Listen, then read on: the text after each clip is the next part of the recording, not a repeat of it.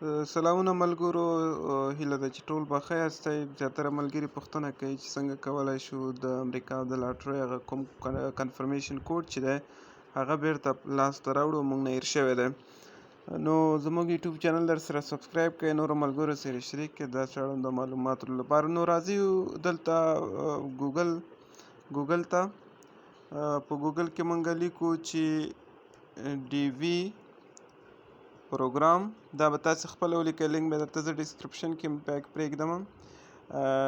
.state.gov دا چې هر کله تاسې ولیکل دا به پرېږدئ، سرچ پرې کوئ.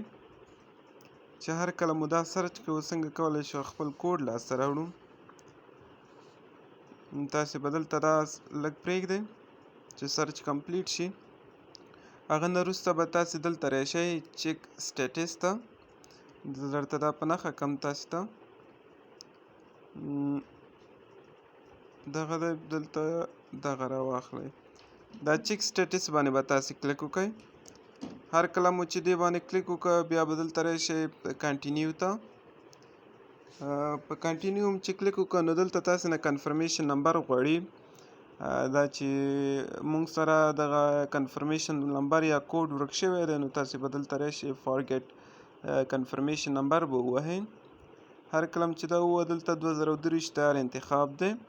تاسې به خپل کورنۍ نوم ورکئ. فرض مثال زه سعیدي ورکوم، فرست نیم به تاسې ورکئ احمد ورکوم، او میډل نیم ورته نشته دی. زیږېدنې تاریخ به تاسې ورکئ